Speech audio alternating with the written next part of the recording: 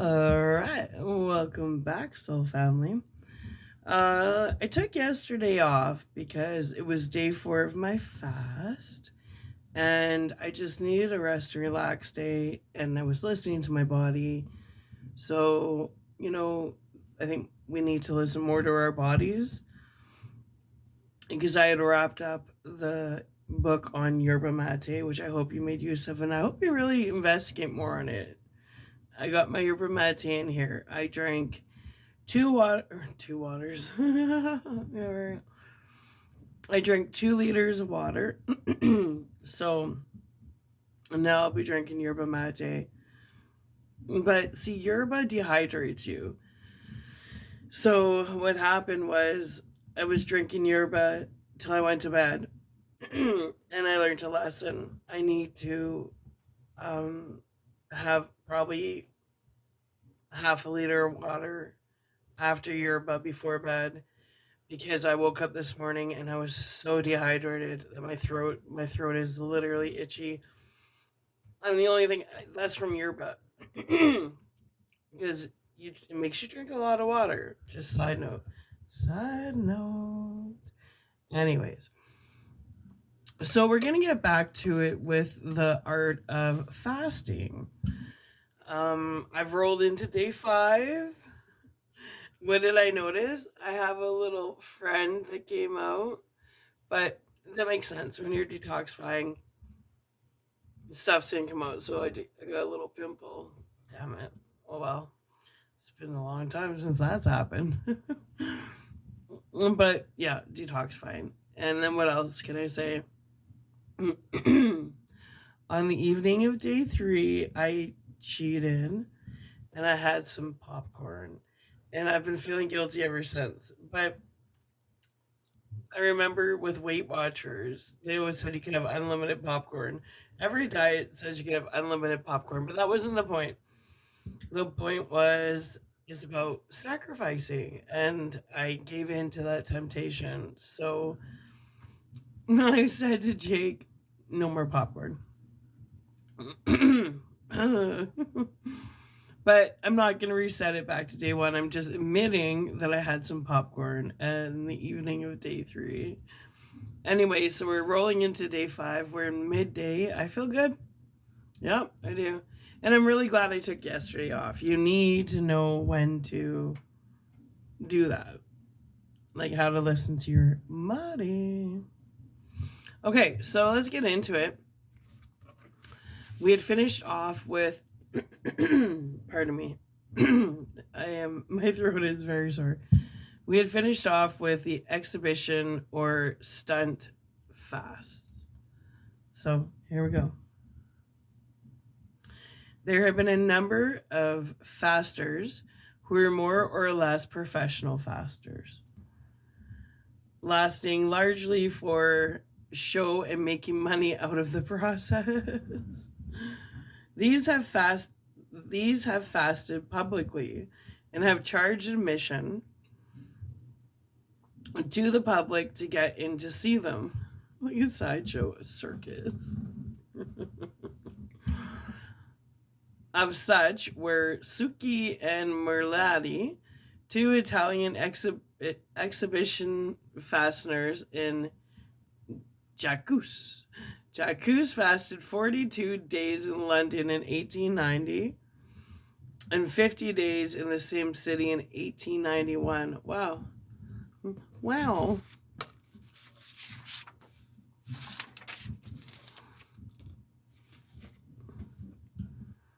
He fasted 30 days in Edinburgh in 1889. Merlati fasted 50 days in Paris in 1885. So I'm just going to stop there. It sounds like fasting wasn't uncommon for people to do. Like, I think we lost that art. And, I'm no doctor, but, when I look at this, I go, maybe that's why there's so many health issues today, is because fasting is not a regular thing. And maybe our bodies are meant to fast. I mean, it does mention it in the Bible. It doesn't say if you fast. It says when you fast. Just side note. Okay, so let's continue. Suki took several long fasts ranging from 21 to 46 days. One of his fasts was carefully studied by Professor Luciani, famous Italian authority on nutrition. Experimental fasts. Experimental fasts in which men and women have taken part are perhaps more numerous than we think. Professors Carlson and Kunde of the University of Chicago made a few experiments of this nature a few years ago. Their fasts were of relatively short duration. Before his death, Dr. Carlson conducted several experiments with the fast, and he took short fasts himself, but few experimental fasts of considerate duration have been made in man. Dr.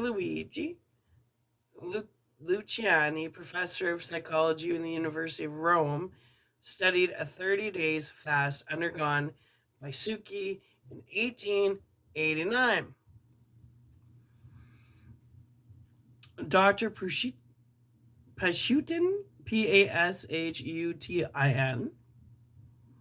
director of the Imperial Military Medical Academy, Petrograd, Russia, performed a number of experiments upon animals and investigated cases of death from starvation in man, and published the results of his researches in the Pathological Physiology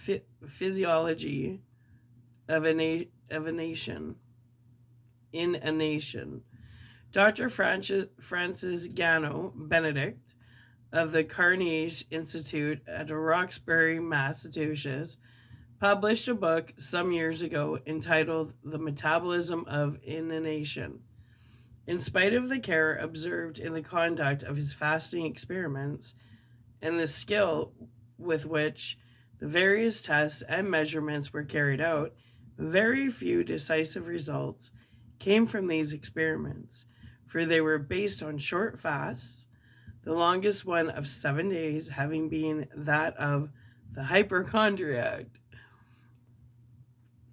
who, according to Tuxek, being abnormal, could not produce normal physiological results. It is also true that the first few days of the fast witnessed the worst troubles. The first few days.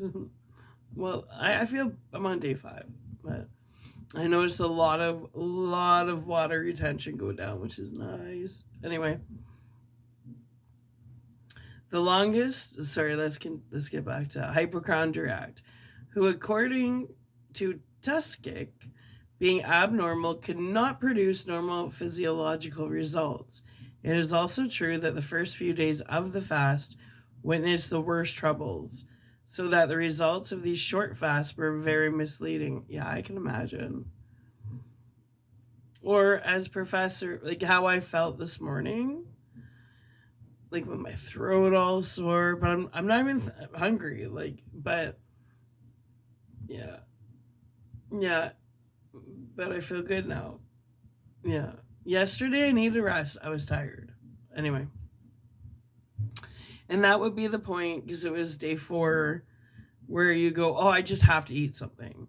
But I knew I just had to lay down and rest for the day. And that's what I did. And I feel rejuvenated. So if you do a fast and you feel extra tired and you think I should eat something, maybe this isn't good, I think it's really your body just saying you need to sleep, you need to rest, you need to relax, you need to know when to fold them. Anyway, let's go. Misleading, or as Professor Levingson says, that great book on which the Carnegie Institute squandered $6,000 is not worth the paper on which it was printed. Benedict's discussion of past experiments with the fast is devoted to fast and healthy subjects, and this can throw but little light on the importance of the fast and disease. In 1912, Professor Agostino Levingsen of Malta came to America to be studied by Professor Benedict, while he underwent a fast of 31 days' duration. His fast was commenced on April the 13th of 1912 at a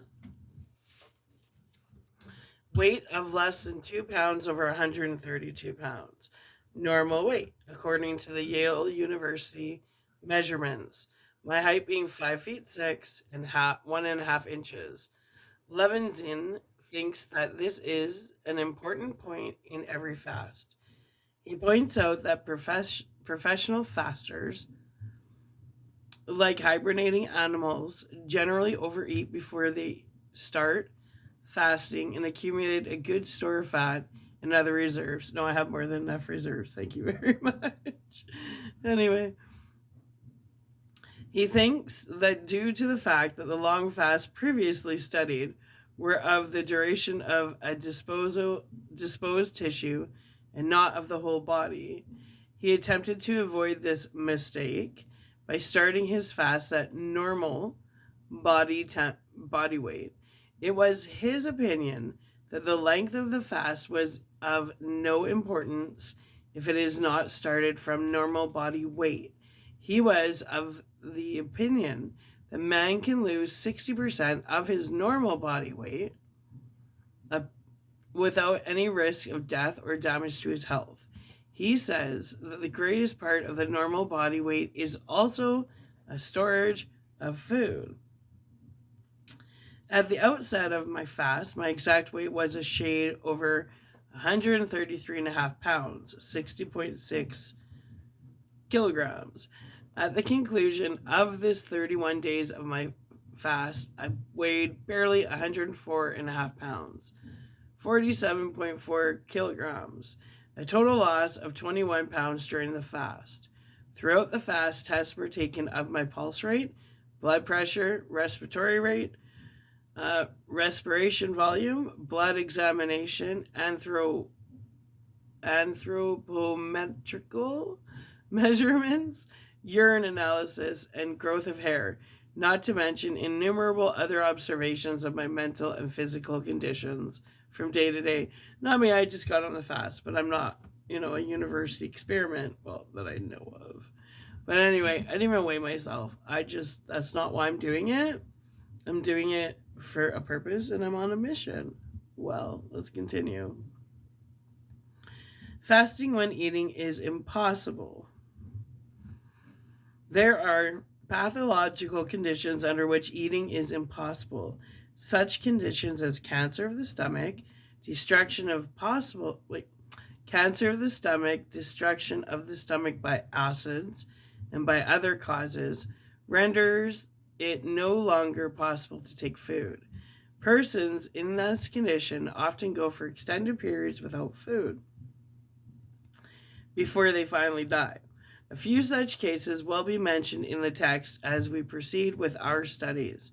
In certain conditions of gastric neurosis, food is vomited about as fast as it is swallowed, or it is passed into the small intestine with almost equal rapidity and hurried to the exit and expelled without being digested. Such an individual through eating is to all practical purposes going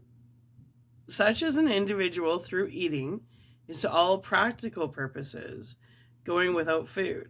Such a state of affairs may last for an extended period. Shipwrecked sailors and passengers. Shipwrecked sailors and aviators forced down at sea have, in many instances, been forced to exist for long periods without food.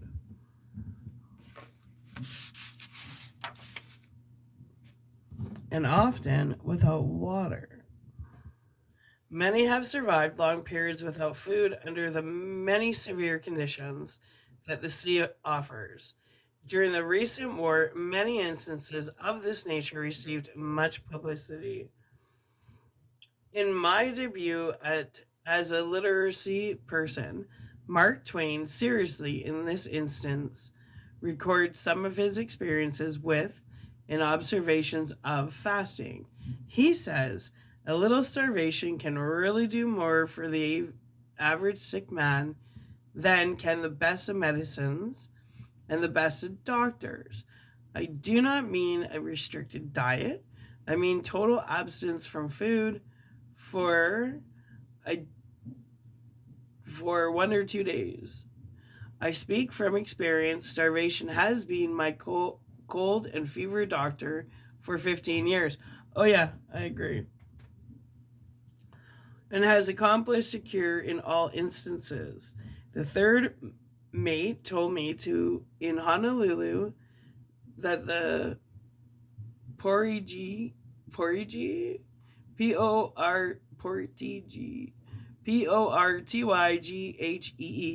has lain in his hammock for months, raising his family of abscesses and feeding like a kid. What?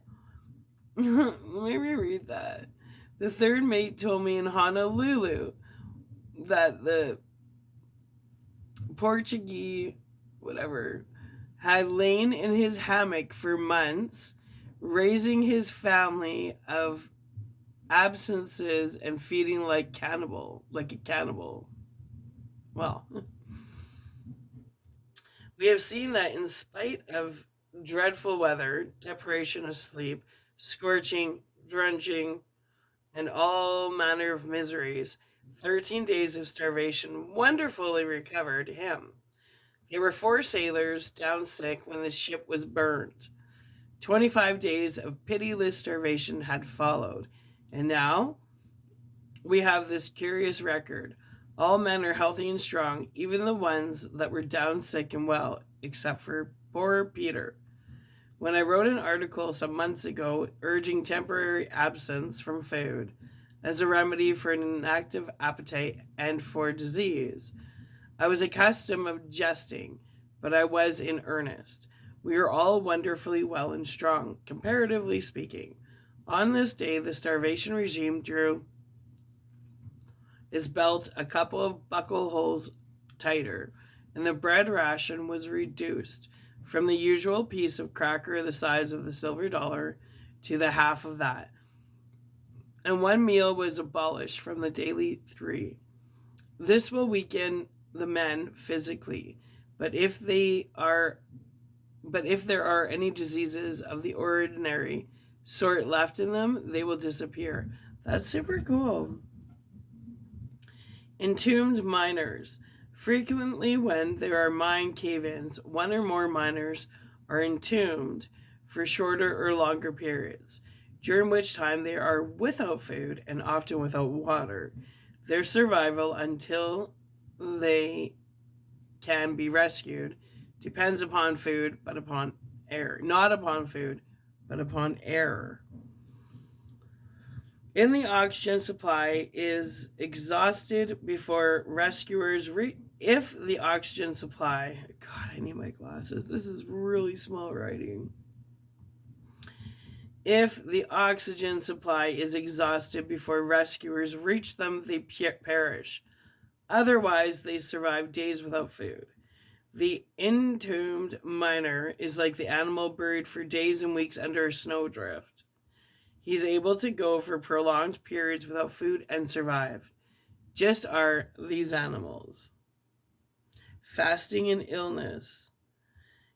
It is estimated that fasting for the alleviation of human suffering has been practiced uninterruptedly for 10,000 years. 10,000 years. Wow. No doubt it has been employed from the time man first began to get sick. Fasting was part of the methods of healing practiced in the ancient Asclepian, Aesculapian temples of Toscard Guido, Guido, 1300 years before the time of Jesus. Right? I want to say hypocrites. Hippocrates, the mythological Greek father of physic, seems to have prescribed total abstinence from food while a disease was on the increase, and especially at the critical period, and a spare diet on other occasions. Tertullian has left us a treatise of fasting written about 20,000 AD. Really? Plutarch said, instead of using medicine, rather fast for a day. Avicenna, the great Arab physician, often prescribed fasting for 3 weeks or more. I think that there is no room to doubt that man, like the lower animals, has always fasted when actually ill. In more modern times, the medical profession has taught the sick that they must eat to keep up their strength, and that if they do not eat, the resistance will be lowered and they will lose strength. That's how I felt yesterday, but I didn't eat. That's what I'm saying. Okay. The thought behind all of this is that unless the sick eat, they are likely to die. The reverse of this is actually true. The more they eat, the more likely they are to die.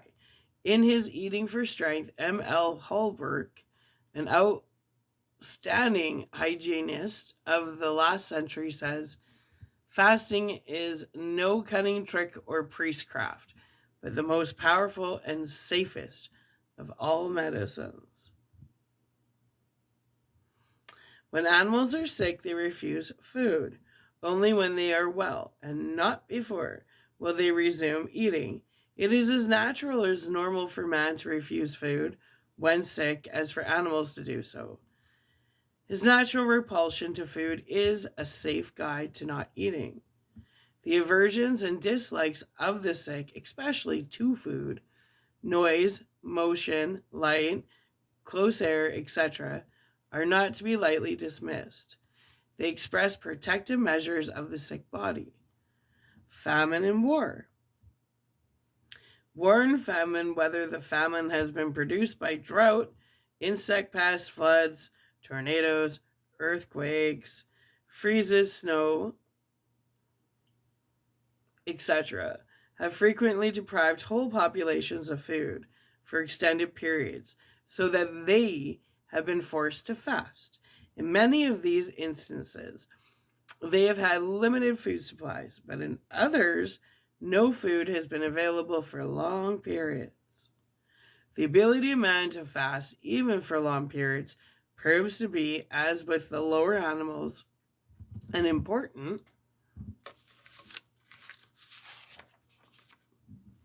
means of survival under such circumstances. Such prolonged periods of deprivation were much more frequent in past ages than today, when rapid transportation and modern means of communication make it possible to get food to people in famine districts in a very short time. Eating under emotional stress. Grief, worry, anger, shock, and other emotional irritations are almost as potent in suspending the desire for food as in rendering digestion practically impossible, as are pain, fever, and severe inflammation. An excellent example of this is that of the young lady in New York who a few years ago attempted to drown herself, and who explained when rescued by two sailors that when her sweetheart who had been in port 2 days, had not called to see how nor communicated with her, she thought she had been jilted. Her sailor friend kept on duty, and not having opportunity to communicate with her, was permitted to see her. He asked when she had eaten, and she replied, "Not since yesterday. Bill, I couldn't." Her grief of sense of loss had resulted in a suspension of digestive secretions and a loss of desire for food. Eating by the insane. The insane commonly manifests a strong aversion to food and, unless forcibly fed, will often go for extended periods without eating. It is customary in institutions devoted to the care of the mentally ill to force feed such patients, often by very cruel means. The aversion to food by the insane is undoubtedly an instructive move in the right direction. In his natural cure, people, and that's on page 140, 143, but we're not there yet. In his natural cure, Dr. Page presents a very interesting account of a patient that recovered normal mental health by fasting 41 days after other treatment had miserably failed. One case of insanity in a young man who came under my care refused food for 39 days, resuming eating on the morning of the 40th day of fasting, greatly improved in mental condition. I have used fasting in other cases of mental disease, and I have no doubt that fasting is distinctly beneficial, and I'm convinced that when the insane patient refuses food, this is an instinctive measure designed to assist the body in its reconstructive work. Hibernation in man. A possible human hibernation, it has been said that it is a condition utterly inexplicable on any principle taught in the schools. Nonetheless, there are a number of peoples who practice a near approach to hibernation during the winter season. This is true of the Eskimos of northern Canada, as well as of certain tribes of northern Russia, by putting on fat and wintering very much as does the bear. Only much less completely, the Eskimo reveals that man has some hibernating power. By keeping warm, usually by huddling together in the home and moving very little, he goes through the long winter on half the usual food. At the onset of winter, the Eskimo will sew himself up in his fur-lined parka. He'll sew himself up in his parka, wow. Leaving accessible openings for certain physiological necessities like going to the bathroom, but sews himself up in it, wow. And will stay in his hut for the duration of winter. That's kind of cool. Like, that's interesting. Existing on dried salmon, hardtack, ground corn cakes, and water. The fact that he undertakes very little physical activity reduces the amount of energy spent, thus aiding him in sustaining the food reserves accumulated in his body at a level at which there is no danger of systematic detriment. Certain Russian peasants of the Pskoy region, Pskoy, I don't know. Anyway, have been known to sleep around a fire during most of the winter, awakening once daily to eat. There is no evidence that this is anything other than a quasi-hibernation, as they employ fire to keep themselves warm, awaken daily to eat, and it should not be forgotten, it is easily possible to take all the food required by an even active life in one daily meal. Reports that certain Indian fakirs, Fakiers, have been able to assume a dormant state and survive burial for a year or more must be treated with skepticism. Instinctive fasting. Fasting above all other measures can lay claim to being a strictly natural method. There can be no doubt that it is the oldest of all measures of meeting those crises in the organism called disease. It is much older than the human race itself, since it is resorted to instinctively by sick and wounded animals. The fasting cure instinct, says Oswald, is not limited to our dumb fellow creatures.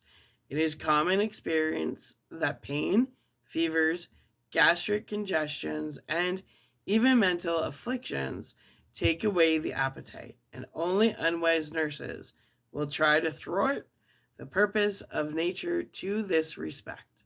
The doctrine of total depravity taught men to distrust the prompting of their natural instincts, and while the doctrine is slowly fading from religion, it is as strong as ever in medicine.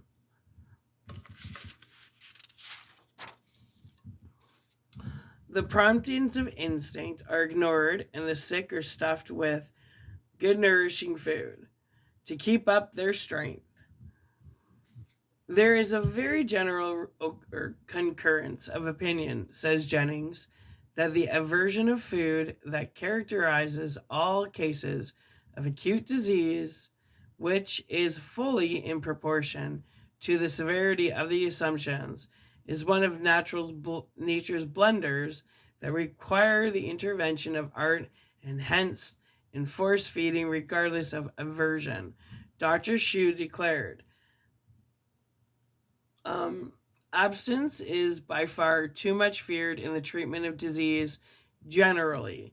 We have good reason for believing that many a life has been destroyed by the indiscriminate feedings which is so often practiced among the sick. In the human realm, instinct prevails only to the extent that we permit. Although one of the first things nature does to the person with acute disease is to stop all desire for food. The well-meaning friends of the sick man encourage him to eat. These may bring in tasty and tempting dishes designed to please his taste, to get the patient to nibble a little bite. The ignorant physician may insist that he must eat to keep up strength, but Mother Nature, who is wiser than any physician who ever lived, continues to say, do not eat. The man who is sick, but who is able to be about his work, complains of having lost his appetite. He no longer enjoys his food. This is because his organic instincts know that to eat is, in the unusual way, is to increase the disease. Because disease is dis-ease in your body, right? Anyway, the man thinks the loss of appetite is a great calamity and seeks a way to restore it. In this, he is encouraged by physician and friends who alike erroneously think that the man must eat to keep up his strength. The physician prescribes a tonic and stuffing, and of course the patient is made worse.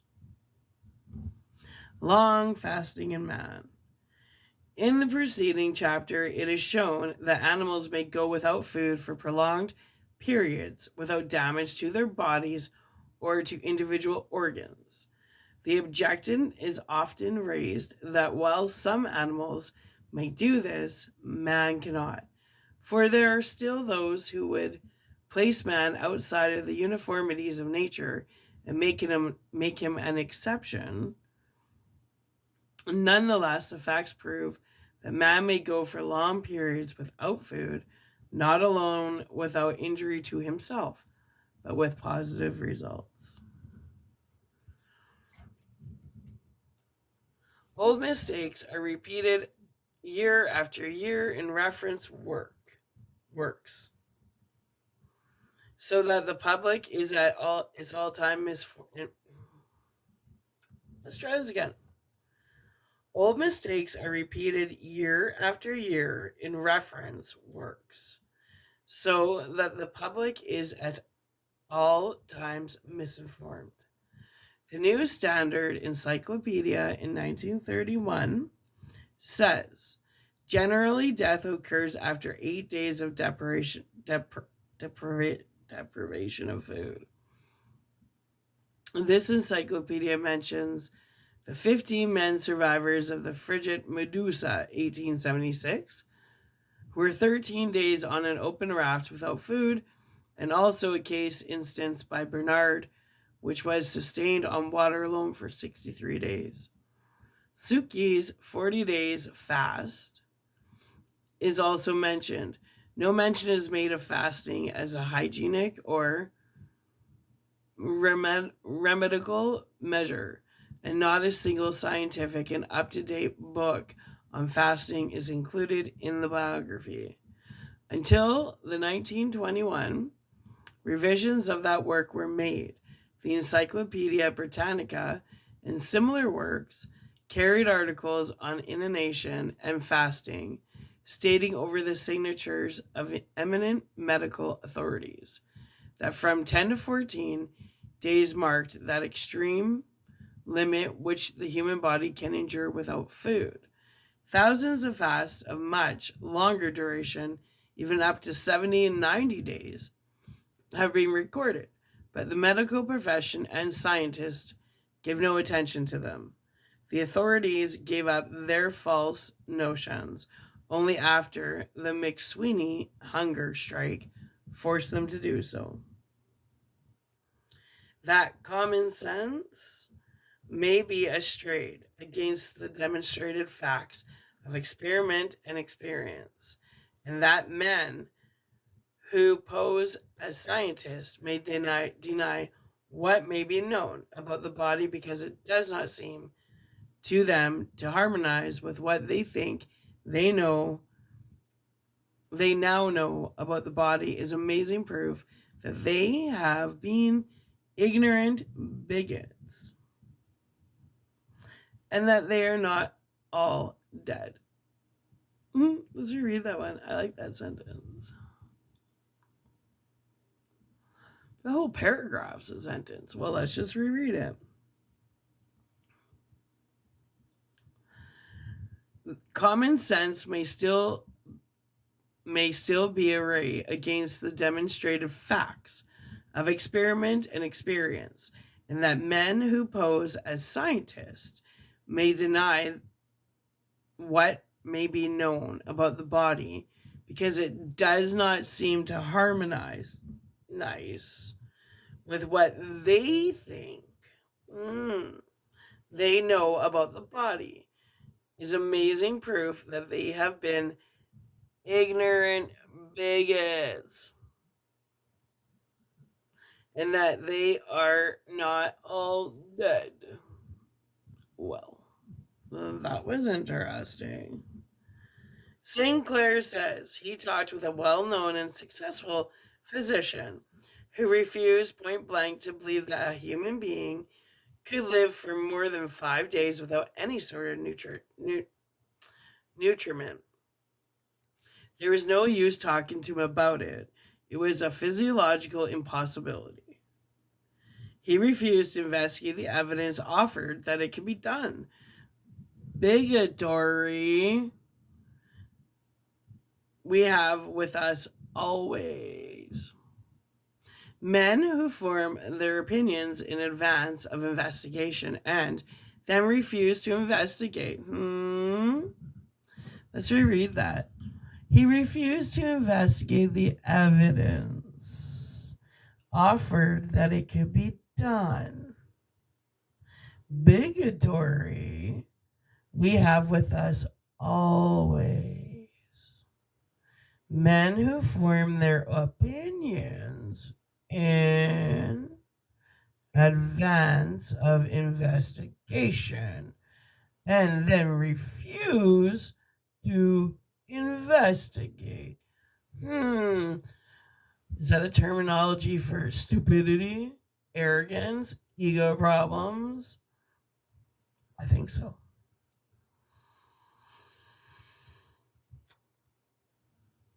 Bigotry we have with us always.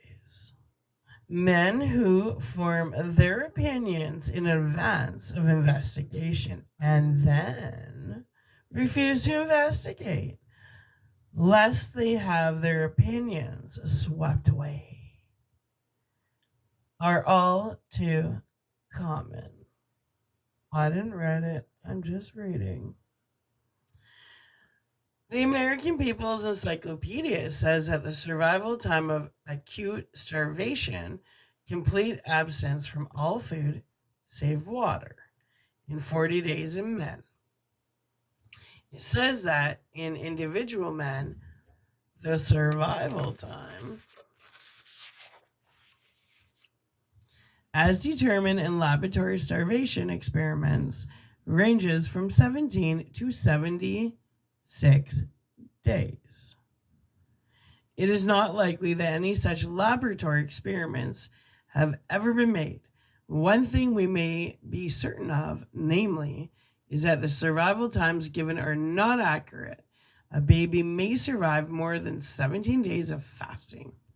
Numerous fasters have not survived but benefited by fast lasting longer than 76 days. While man is apparently not capable of fasting for such long periods, as are many of the lower animals, many long fasts have been recorded in man.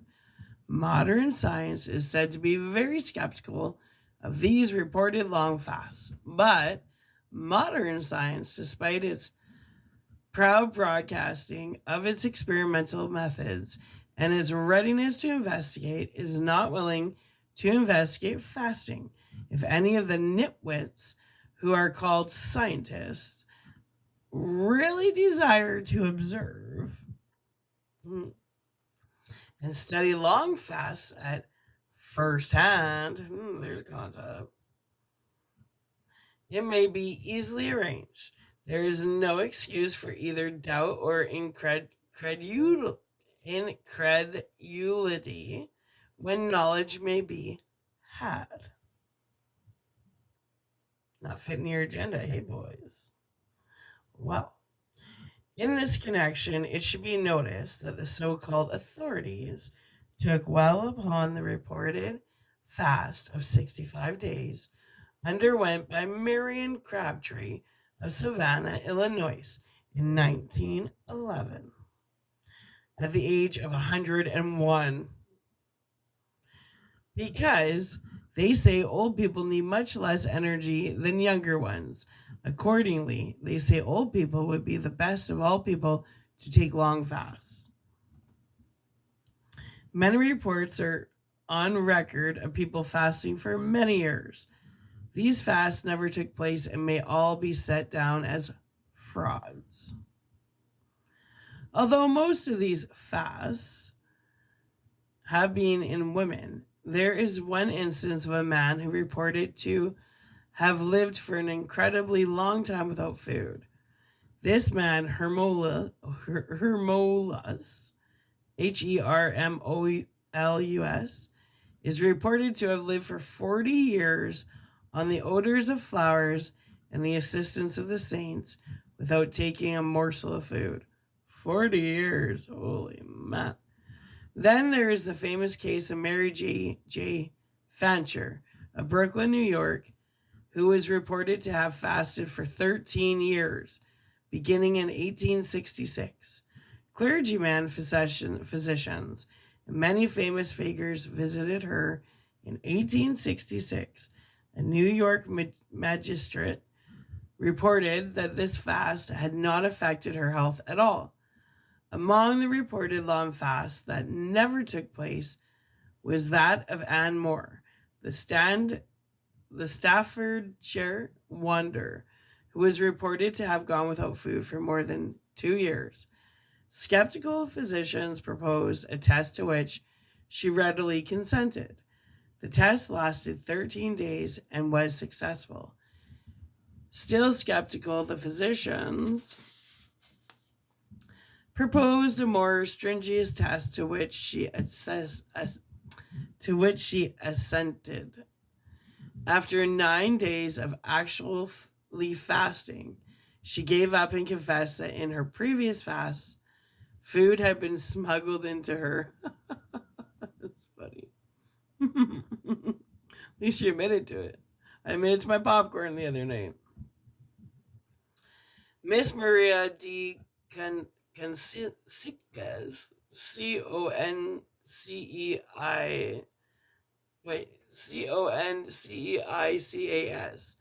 a young girl of about 17 years of age, of Mendes, Brazil, fasted some years ago for the cure of epilepsy. At the time, her fast was reported in the New York Journal. She was said to have fasted for 6 months, greatly puzzling her physicians.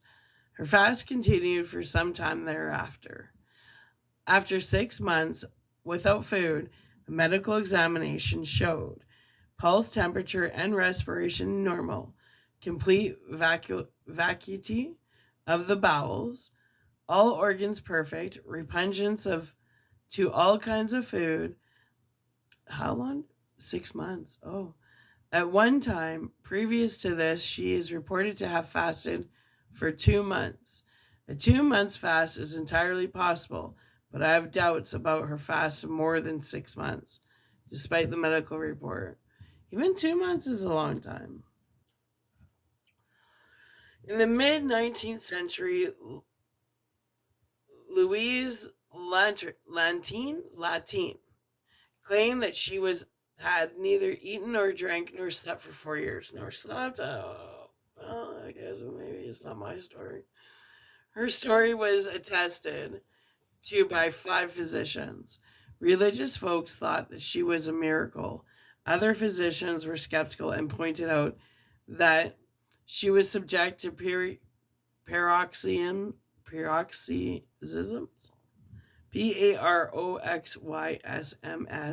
and other nervous symptoms. Finally, a physician sent by the Belgian Royal Academy of Medicine searched her room and disclosed a store of food in a cupboard. Cheated again. Why are people... They're just lying to themselves. Anyway, whatever. Louise then confessed that she had no nocturnal periods of forgetfulness. Okay. Another case of this kind was the fast of Sarah Jacob, a Welsh girl who was reported to have lived for 2 years, 2 months, and a week without food.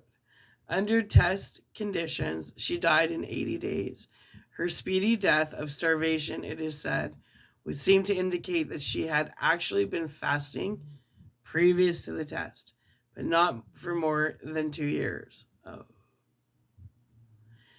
There is the now famous case of the Bavarian girl, Therese Neumann, who maintains that for several years she has eaten nothing but a tiny portion of the sacred host taken each morning.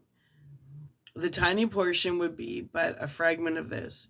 In 1927, a German physician and a team of nurses studied her for 2 weeks, maintaining strict watch to guarantee that she had no food. Her weight dropped in this time from 121 to 112 pounds. She is reported to have lost almost 9 pounds on Friday, an incredible loss in 1 day. That is a big loss. She rapidly regained her weight after the watch was discontinued. Physicians who have studied this case, fearing to tell the truth, surprise, surprise, so honest, aren't we? Merely says that they are unable to explain it. They merely point out that she has a history of nervous hysteria. Anyone who has had extensive experience with fasting knows that fasters invariably lose weight and that a time is reached after variable periods of abstinence when to go longer without food is to result in death. 4 months may be somewhere about the extreme limit. I would say that's pretty extreme. That a human being can go without food and still live. And this is possibly only in a relatively few individuals. To fast for such an extended period, one must begin the fast with an abundant reserve of food stores, and one must conserve this reserve to make it hold out as long as possible. Certainly, nervous individuals, epileptic and hysterics, etc., would use up their meager reserves in far less time than this. Most, if not all, of these reported long fasts have been in cases of hysteria, and investigations of them have revealed that they were getting food on the sly. The fasts have been fakes and under test conditions have proved to be so. Why? The fact that fakers have pretended to fast for such incredibly long period or times and have been revealed as frauds, however, is not evidence that real fasting for prolonged periods has not been done. A brief mention of a few fasts in men and women will help to dispel the lingering doubts about the stability of man to go without food for longer periods of time. Muni Sheri Mizjuri, MUNI space SHRI space MISRILJI, a member of the January religious sect, underwent a fast which lasted 132 days. Wow. To impress upon his co religionists the need for unity. Nice. Although his fast was not carefully watched, there seems to be no doubt that the man actually fasted this long. In 1828, the Parisian medical journals reported the case of a young girl who had typhoid fever and who took no food for 110 days. Craziness. Robert D. Malone, founder of the Cistercian Brotherhood, being overcome with grief upon hearing of the death of a female friend, decided to follow her into the henceforth. His religion forbade direct suicide, so he retired to a mountain lodge of a relative and abstained from food, hoping that one of his frequent faintings fits would result in death. After 70 days without food, he began to suspect the miraculous interposition of Providence, reconsidered his resolution, and resumed eating. He began taking his food in half ounce installments and soon recovered from his emaciations. He led an active life for the next 14 years, supervising an ever increasing number of scattered monasteries. Augusta Kerner of Ingolstadt, let me spell that out, Ingolstadt, a trance faster, survived in a semi-conscious condition. Hold on, I'll get this under the light.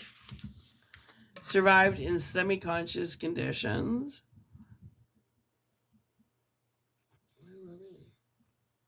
Nearly a quarter of a year without food. Wow. Dr. Dewey,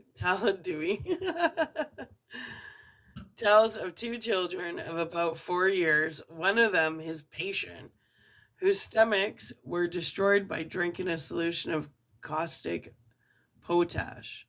The patient of Dr. Dewey was a delicate boy of spare make. It required 75 days for the body to exhaust its reserves, and there seemed to be only a skin and a skeleton when the last breath was drawn. Dr. Dewey tells us that not one light drink of water was retained during life, and yet the mind was clear up to even the last half hour. The other child, with a larger supply of reserves, lived 3 months.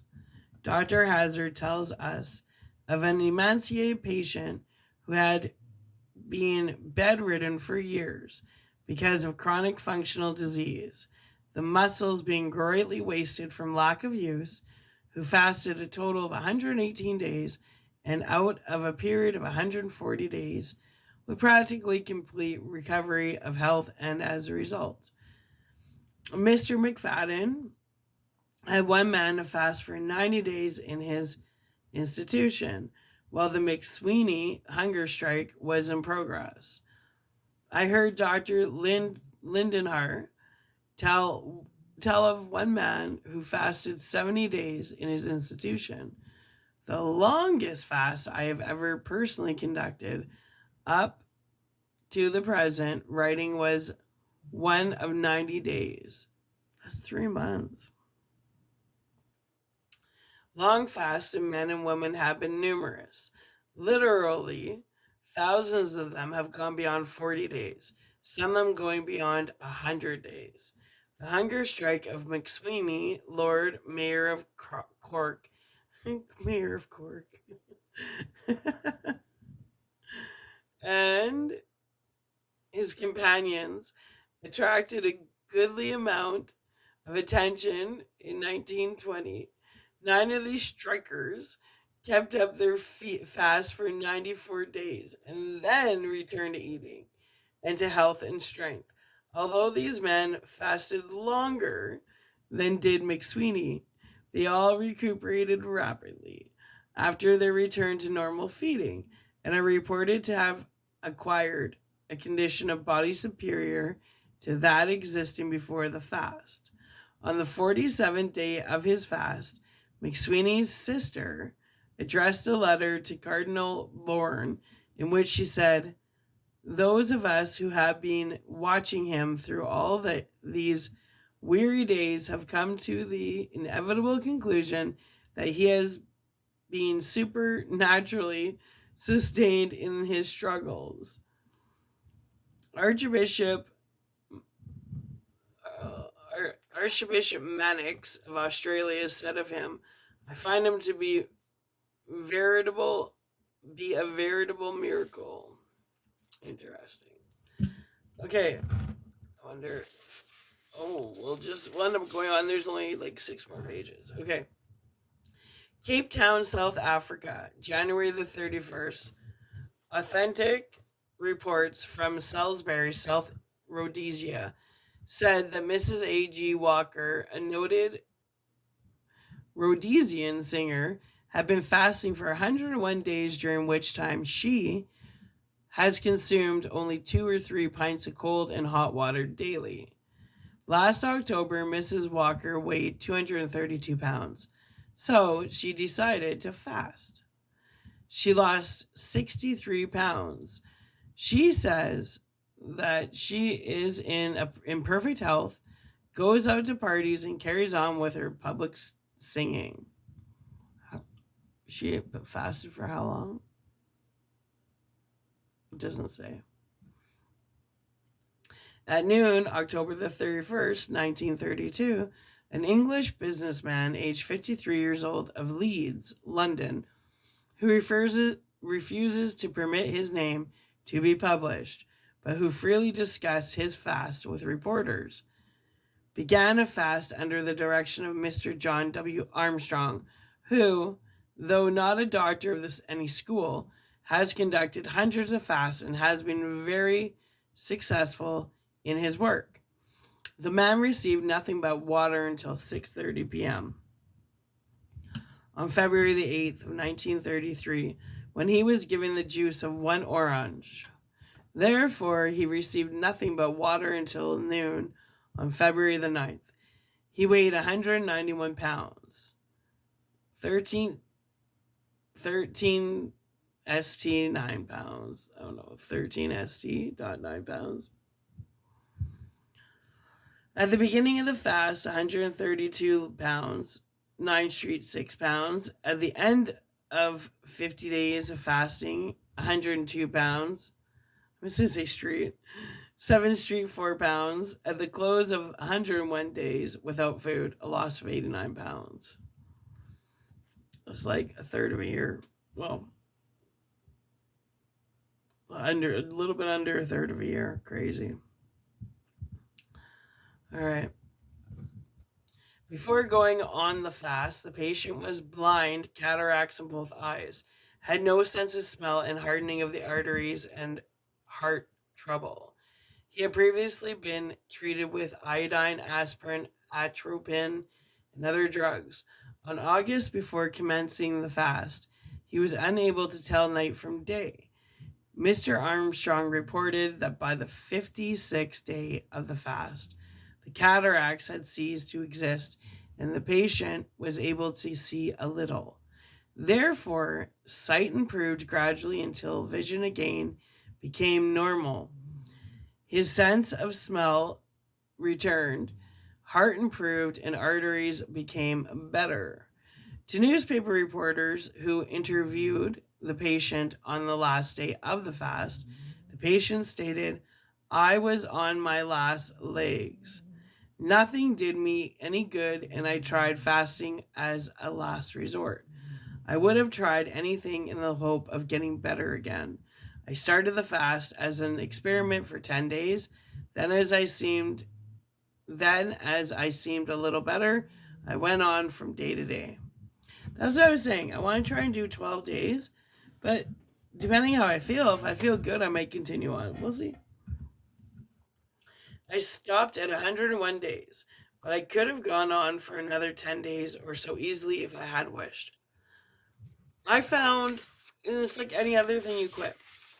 Because even when you quit smoking, whatever, the hardest is 3 days, the third day, the third week, the third month, and then you get tempted at the third year.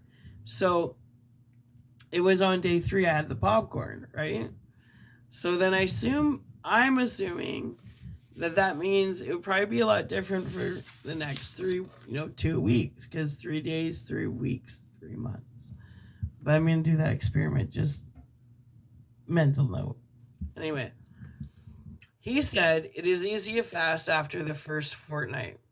But during the first fortnight, he was forced to use great willpower to resist food. In a letter to me dated April the 12th of 1933, Armstrong informs me that his patient was able to walk about daily during the whole day. The patient was in first-class condition at the time of writing the aforementioned letter. He also reports that up to the 15th day of the fast, there were no visible favorable results, except that his skin was more natural in appearance and his arteries were softer. Nice.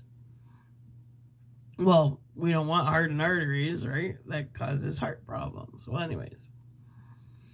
These cases should be convinced any fair-minded and intelligent person that there is no immediate danger of starvation when a patient is placed upon a fast. If the pathological condition is remediable, the body will remedy it before any danger of starvation threatens. A.J. Carlson, professor of physiology, University of Chicago, holds that a healthy, well-nourished man can live for 50 to 75 days without food, provided he is not exposed to severe cold, avoids physical work, and maintains emotional calmness.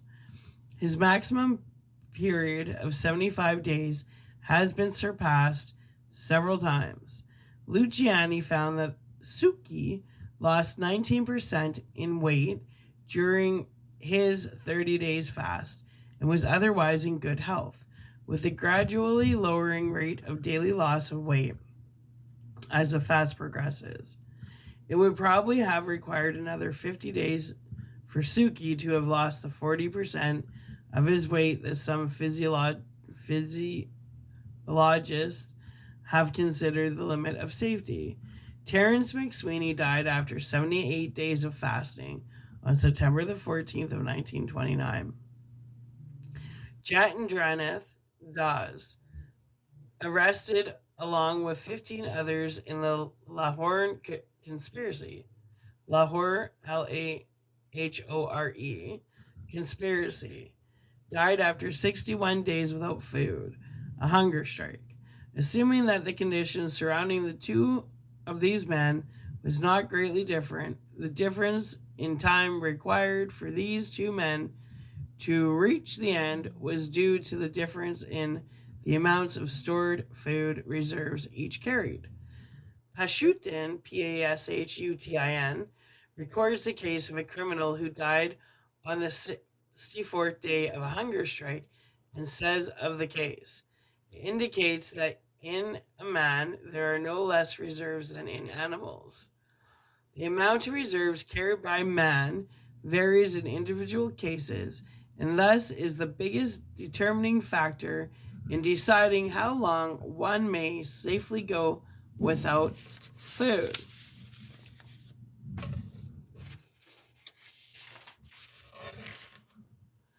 In over 44 years of conducting fasts, I have conducted nearly 35,000 fasts, ranging in duration from 3 days to 3 months.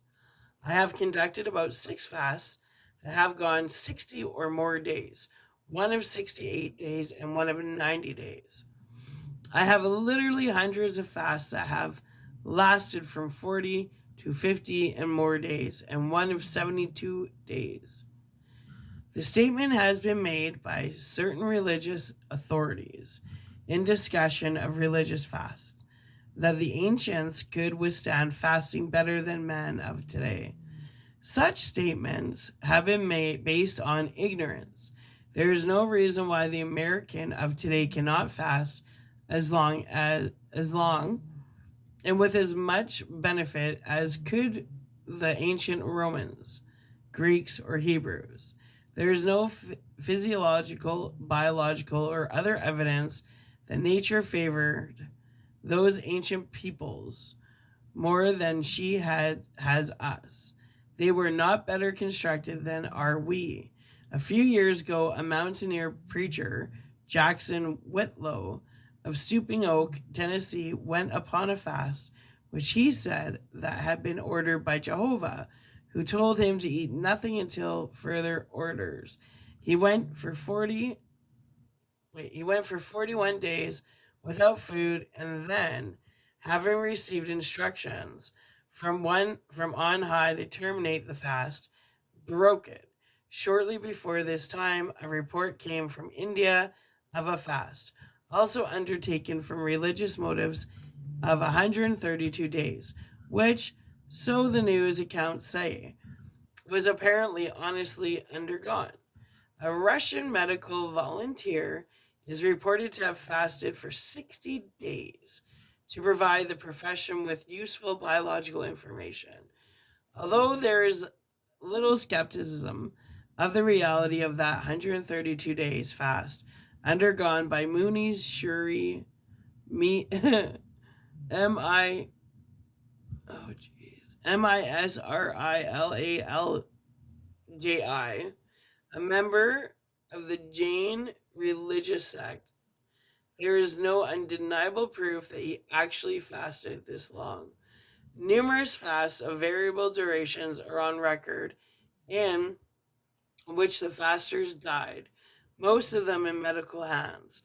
None of them had been fasts of exceptional length, and it is probable that if they had been correctly handled, few of any of those fasters would have died.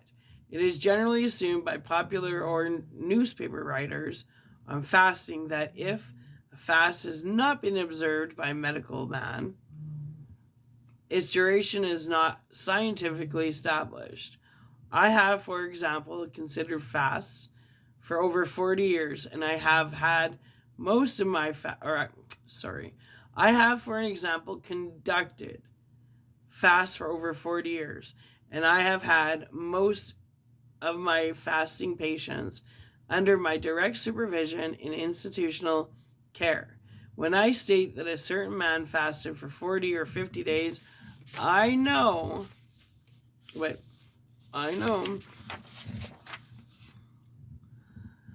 that he received no food during that period, but my fast not being supervised by a medical man are not scientifically established. Actually, this is of no consequence. A fast of 40 days is a fast of 40 days, whether the so-called scientific world accepts it or not. Science is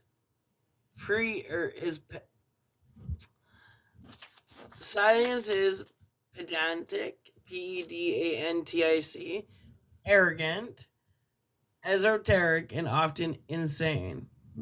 I didn't say it, I just read it. Do I agree with it? I'll keep my opinion to myself. Thank you very much. Well, I have had many people tell me that the 40 days fast of Jesus was a miracle. It has also been asserted that the long fasts of Moses and Elijah were miracles. Tanner's two fasts, one of 40 days and the other of 42 days, are frequently referred to as unusual. Such fasts, of which there have been many, are often set down as historical oddities or eccentricities. They are thoughts of as my eyes, the lighting. They are thought of as isolated and extraordinary facts that have occurred from time to time, but as being without the limits of possibility for the average man or woman. Jesus or Tanner may have fasted for 40 days and lived, and Tanner may have secured distinct benefits from his fast. But I could not go without food for even a day. That's funny. Is the statement of many when the fast is under discussion. As Dr. Page put in The Natural Cure, it is commonly supposed that these are uncommon men. They are uncommon only in possessing a knowledge as to the power of the living organism to withstand abstinence from food and in having the courage of their opinions. The facts presented in this chapter prove conclusively that nature has no fear of a fast, even a long fast, and that the danger of starvation is very remote. We may enter upon a prolonged fast in most stances with perfect confidence that we are not going to perish in starvation in a few days or even in a few weeks. This, of course, is not sufficient reason for us to fast. If fasting is not productive of positive benefit, the mere fact that it is not essentially dangerous is not enough to cause us to abstain from food. It shall be the purpose of the succeeding pages of this book, and not alone to point out the many and varied benefits that may be derived from Judaism. Judicious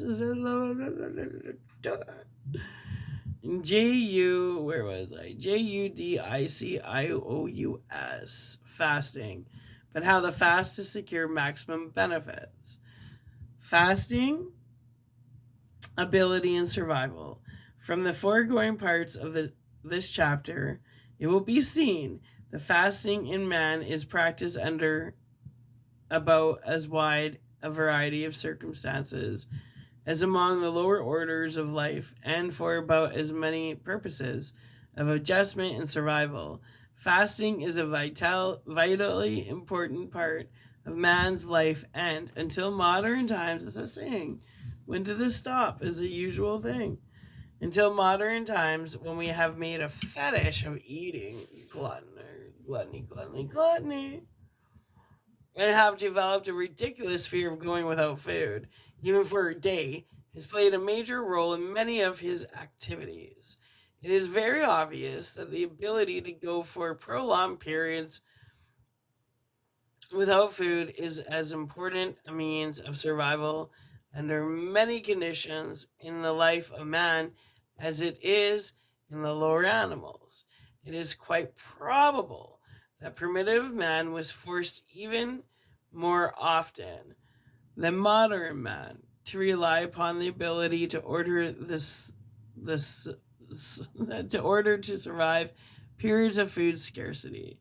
In acute disease, in particular, the ability to go for prolonged periods without eating is very important in man, for the reason that he seems to suffer far more with disease than do the lower animals. In this condition, in which, as will be shown later, there is no power to digest and assimilate food, he is forced to rely upon his internal stores.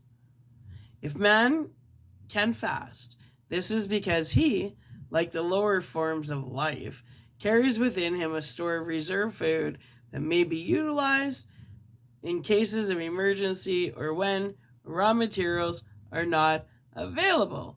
All right, So that ends this chapter in fasting in man. Well, no, it doesn't. Not this chapter. Is it the chapter? Let's see. Yeah, we're going into the next chapter, which is called A Bill of Fare for the Sick. All right. Well, Soul Tribe, I hope you stick around. I'm going to go rest my throat a little bit. It's kind of itchy. And I love you, and try it out. Or not, or just listen. But I will say, going into day 5, I feel good. Yesterday, I was tired, so I didn't make a video. I just relaxed. Third day, I had popcorn because I was weak, and so now 5th day, I'm feeling better, except for my throat sore from not having water after drinking so much yerba mate yesterday. So noted. I just know that I'll drink only my 3 pints of yerba and then straight water after that. Yeah. Anyway, I love you. I hope you're finding this interesting, beneficial. I hope it's got to help somebody out there. You know what? If you have health problems and you've tried everything, what do you have to lose by trying a fast, right? Nothing. Prove yourself right. Okay. Love you. Bye.